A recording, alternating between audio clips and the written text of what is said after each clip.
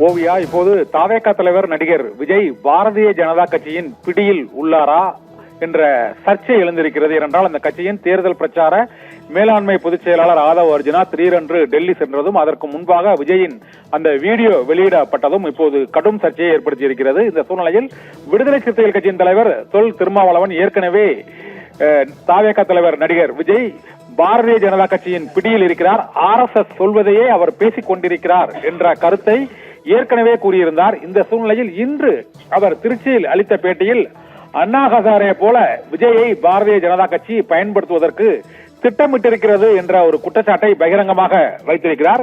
விஜய் மீது ஏன் வழக்கு பதிவு செய்யவில்லை என்ற கேள்வியையும் அவர் எழுப்பியிருப்பதுடன் ஆபத்தான அரசியலை விஜய் கையில் எடுத்துள்ளார் என்ற குற்றச்சாட்டையும் பகிரங்கமாக வெளியில் தெரிவித்திருக்கிறார். மேலும் தாவேகா தலைவர் விஜய்க்கு ஒரு நீதி, அந்த கட்சியின் பொதுச் செயலாளர் புஷி ஆனந்துக்கு ஒரு நீதியா? இரு தரப்பினரும் இருவர் மீதும் ஒரே விதமான குற்றம் செய்ததற்கான முகாந்திரங்கள் இருக்கும்போது விஜய் மீது வழக்கு பதிவு செய்ய வேண்டாம் என்று அழுத்தம் கொடுத்தது யார் என்ற கேள்வி எழுந்திருக்கிறது என்றும் விடுதலை சிறுத்தைகள் கட்சியின் தலைவர் திருமாவளவன் கேள்வி எழுப்பியிருக்கிறார். இந்த வழக்கு தொடுப்பதற்கு ஏன் தாமதப்படுத்துகிறீர்கள்? விஜய் மீது வழக்கு பதிவு செய்து நடவடிக்கை எடுக்க வேண்டும் என்றும் திருமாவளவன் வலியுறுத்தி இருக்கிறார். மேலும் திமுக கூட்டணிக்கான அந்த சிறுபான்மை வாக்குகளை பிரிப்பதற்கு பாரதிய ஜனதா கட்சி திட்டமிட்டிருக்கிறது என்றும் அந்த திட்டத்தை செயலாக்கும் பணியில் தான் இப்போது விஜயின் செயல்பாடுகள் இருப்பது வெளிப்படையாக தெரிகிறது என்றும் பாரதிய ஜனதா கட்சி விஜயை பாதுகாக்க முயல்வதன் மூலமாக விஜயின் அரசியல் வாழ்க்கையே அஸ்தமனமாகிவிடப் போகிறது என்றும் விடுதலை சிறுத்தைகள் கட்சியின் தலைவர் தொல் திருமாவளவன் எச்சரிக்கை விடுத்திருக்கிறார்.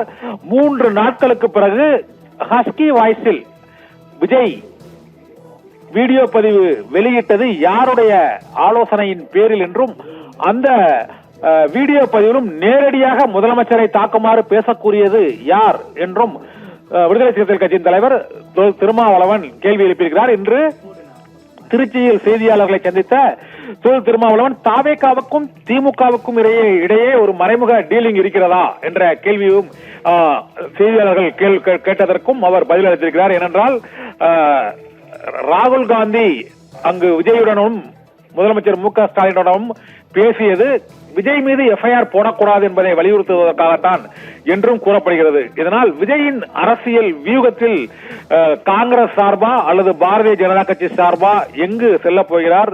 திமுகவையும் பாஜகவையும் அரசியல் எதிரி, கொள்கை எதிரி என்று கூறிவிட்ட நிலையில் மீண்டும் யூட்டர்ன் எடுத்து அவர்களோடு இணைந்தால் விஜயின் அரசியல் எதிர்காலம் என்னவாகும் என்ற கேள்வி எழுந்திருக்கிறது. ஆனால் விடுதலை சிறுத்தைகள் கட்சியின் தலைவர் தொல் திருமாவளவன் நேரடியாகவே அவர் RSS வழிகாட்டுதலின்படிதான் செயல்படுகிறார். பாரதிய ஜனதா கட்சியின் திட்டப்படிதான் அவருடைய ஒவ்வொரு வார்த்தையும் செயல்பாடுகளும் இருக்கிறது. இன்று வரை அவர் கரூருக்கு தாவேகா நிர்வாகிகள் போகாததற்கு காரணமும் பாரதிய ஜனதா கட்சி தான். விஜய் மீது வழக்குகளை பதிவு செய்யாமல் இருப்பதற்கு என்ன காரணம்? யார் அழுத்தம் கொடுக்கிறார்?